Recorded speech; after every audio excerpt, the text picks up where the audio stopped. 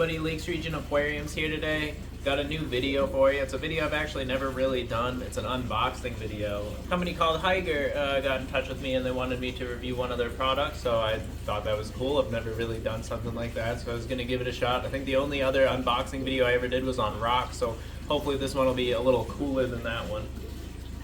But yeah, this is it. I got a little wave maker for sure. This is going to be super helpful because I really needed one for Plant City, so I'm going to be putting that into Plant City. I'm going to talk a little bit later on about why to use these types of things, but I'm going to also review this product and let you know what I think and show you the whole unboxing process and setup and everything like that.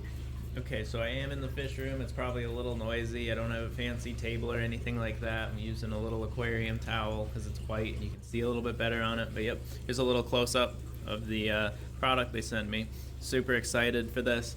This is going to come in clutch on Plant City. So let's dig in.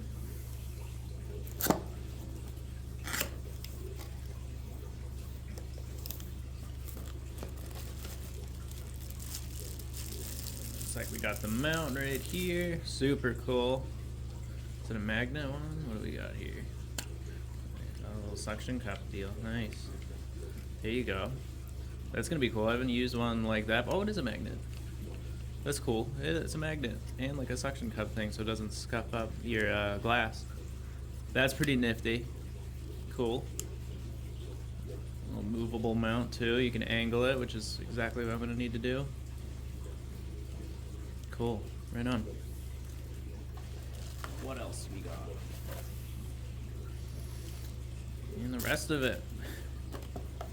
Some instructions as well. Super neat. What else they got? New design, but more simple. I like simple stuff, so that's cool. I'm not the smartest guy in the world, so simple things make me happy. You got the 1-year warranty on them, that's always good. So yeah, got the little mount right there, neato.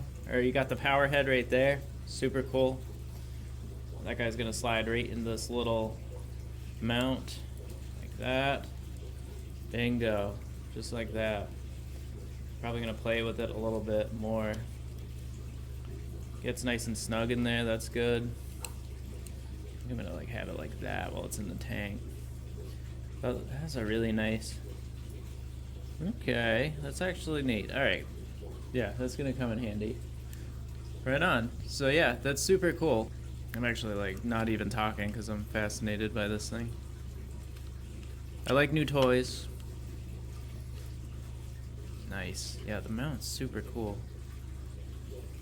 I'm curious of what that's gonna be like. But yeah, let's get onto it then.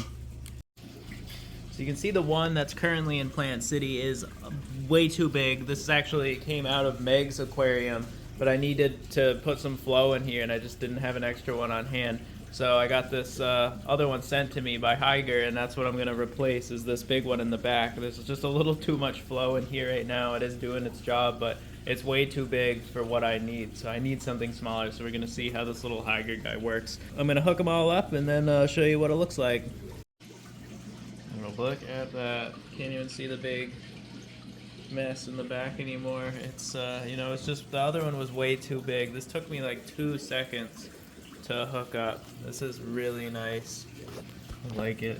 And this little mount right here, it's almost like the cleaners. You can just kind of slide it around and adjust it if you need to. I have it perfect right now and it's tucked against my heater that I have to move, so I'm not gonna play with it too much. But really good flow actually. Like this thing is pushing. I don't know if you can see, you probably see a little bit better from up here. So yeah, good flow for sure. I like it. It's doing exactly what I need. The whole reason I need one of those is for my crinum natans. They're suffering a little bit right now. Wasn't enough flow going through them, but they're slowly coming back. So hopefully this will be what they need. I think the last one was a little too extreme. Super awesome. I love simple. You know, I opened that box and it was ready to go. There's no like assembling besides just hooking up the head to the mount and plugging it in. So yeah, worked really well. Good flow. The fish seem really happy. They're loving it. They're swimming around, having a good old time for sure. It's even strong enough to kind of get into the anubias in the far left side of the tank. So it's a 48-inch tank, 55 gallons, so that has enough energy to kind of move all the way over there. So that's super awesome. So yeah, really appreciate it, Hygger. Thank you so much for sending me that little item there. It's coming in clutch so far. I love it already, so thank you. You really helped me out because I did need one of those for Plant City, so that really worked out. And I appreciate it. I'm going to have a link to that exact thing I just opened up in my description down below, so you can check them out yourself. But now I'm going to talk about why wave makers, some people call them power heads and motor heads I've even heard, but it's a wave maker to me. It makes waves. So why that's so important to have in your aquarium is flow. I talked about flow a whole bunch of times before, and flow is super important piece of your aquarium. So having flow, you can have too much flow like I had in here just a few moments ago, or you can have too little flow, and those both come with different issues on their own, but a nice steady ripple on the top of your aquarium where you always see water kind of bouncing around, moving around, that is really good to have. Because if you have stagnant water that's not moving at all, then you're going to have kind of like an oily film you've probably seen on top of a fish tank before. Now that is awful because it is hard for gases to escape the aquarium if you don't have a nice ruptured surface. Also, you lose a little bit of light energy that is able to penetrate through that. So then your plants might actually start to suffer as well if the film is really thick and nasty looking.